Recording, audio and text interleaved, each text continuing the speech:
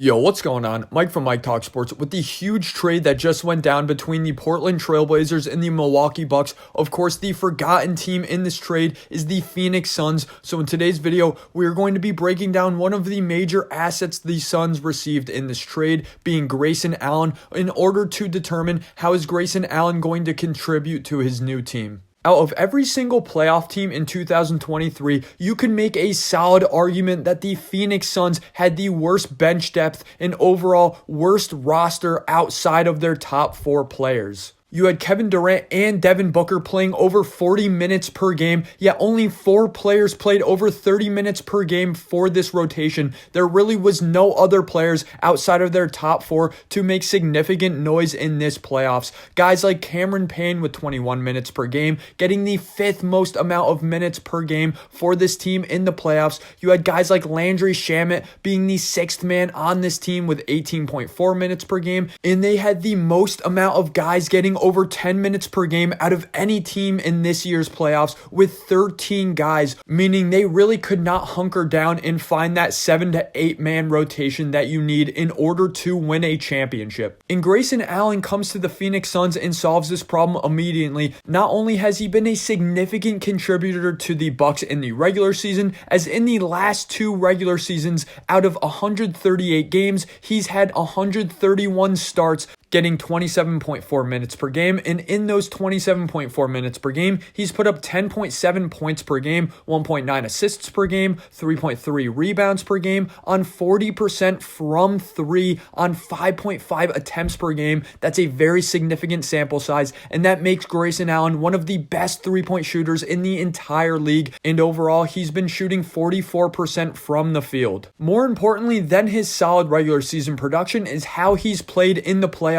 Grayson Allen in his entire career since entering the league in 2018 has only missed the playoffs once, and overall, even at Duke in college, he's been a big-time player playing on a big-time stage. He even increased his minutes per game in this postseason to 30 minutes per game, and overall in the last 2 playoffs, he's had 17 games, and in 17 games, he's made 10 starts, and in those 10 starts, he has 9.3 points per game, 26.7 minutes per game, 45% from the field, and 43% from 3. Make no mistake about it, guys, Grayson Allen absolutely steps up on the biggest stages. From an offensive perspective, he has sneaky athleticism, which really allows him to attack the rim with a lot of veracity. And he's a very high-level three-point shooter, as I've already gotten into. But Grayson Allen is one of those players where you watch him and you wonder, why is he consistently open? Why is he always so open from 3? And the reason that he's always so open from 3, one, is because of the amount of gravity that Giannis Antetokounmpo has had on that offense. But that's something that is going to carry over for Grayson Allen in Phoenix, as he's playing with 3 star players in Kevin Durant, Devin Booker, and now Bradley Beal. In second, and more importantly, he's a very high effort, high level off ball mover. He's a guy who's consistently moving off the ball, and he's never content with sitting in the wing or sitting in the corner. Grayson Allen is very aggressive offensively, and he plays extremely downhill, yet calculated in the half court and in the full court, especially in the full court. Whenever Grayson Allen gets a rebound or a steal, he does a great job running the full court offense and turning those opportunities into an easy 2 points. The Suns really have been missing that defensive key and that defensive anchor on the wing, and that's exactly what they're going to get in Grayson Allen. Of course, the offensive stuff with Grayson Allen is very exciting, considering how good of an off-ball shooter he is,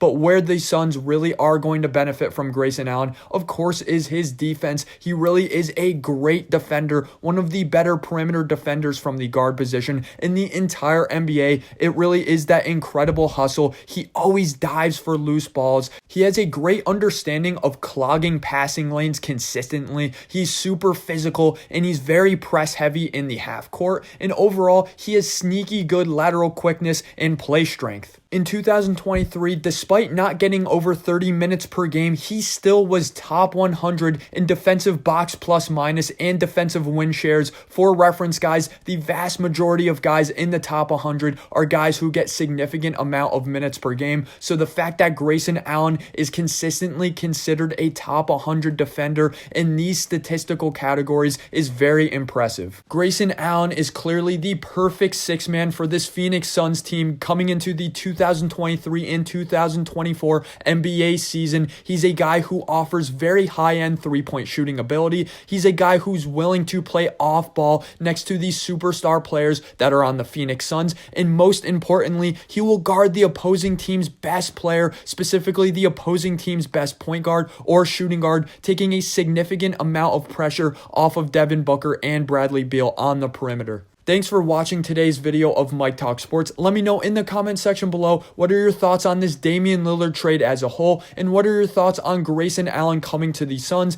If you enjoyed today's video, guys, I really appreciate it. Smack that like and hit subscribe. I really have not been making NBA videos recently because there's really nothing to talk about with the NBA, but once the NBA season starts to get close, I will be making significantly more NBA content related videos. Again, thanks for watching today's video, guys.